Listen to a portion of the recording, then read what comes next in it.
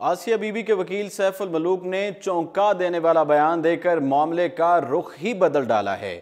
Asiya be be کے وکیل safe ul Malook نے انکشاف کیا ہے کہ مجھے میری مرضی کے برخلاف عالمی اداروں نے دباؤ میں لا کر ملک سے باہر بھیجا ہے۔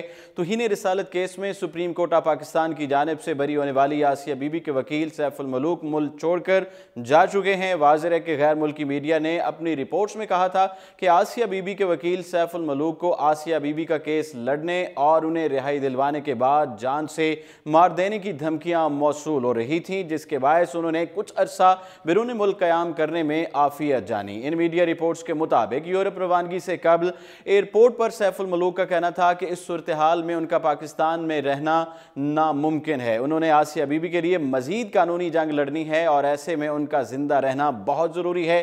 ایک سوال کے جواب میں انہوں نے یہ بھی کہا کہ یہ حالات بدقسمت ضرور ہیں لیکن غیر متوقع نہیں ہیں۔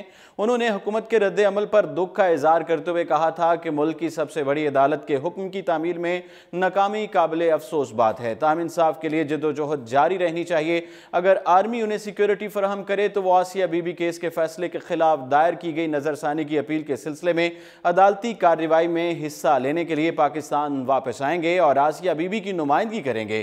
سیف الملوک کا مزید کہنا تھا کہ میرے اہل خانہ کی جان کو بھی شدید خطرات ہیں، اس لیے وفاقی حکومت انہیں سیکیورٹی فراہم کرے۔ تاہم ان کا بیرون ملک سے تازہ ترین بیان منظر عام پر آیا ہے جس نے غیر ملکی میڈیا کی رپورٹنگ کے درست ہونے پر سوالیہ نشان لگا دیا ہے اور سارا معاملہ بیان کردہ مبینہ حقائق کے منافی دکھائی دیتا ہے۔ آسیہ بی بی کے وکیل نے اپنے تازہ ترین بیان میں انکشاف کیا ہے کہ سپریم کورٹ کی جانب سے 31 اکتوبر 2018 کو آسیہ بی بی کی پھانسی کی منسوخی اور بریت کے خلاف مظاہروں کے پیش نظر اسلام آباد میں تعینات اقوام متحدہ حکام نے رابطہ کیا اور اس عالمی ادارے اور یورپی یونین نے 3 روز تک انہیں اپنے پاس ٹھہرائے رکھا، جس کے بعد انہیں ان کی مرضی کے خلاف طیارے میں سوار کروا کر بیرون ملک روانہ کر دیا۔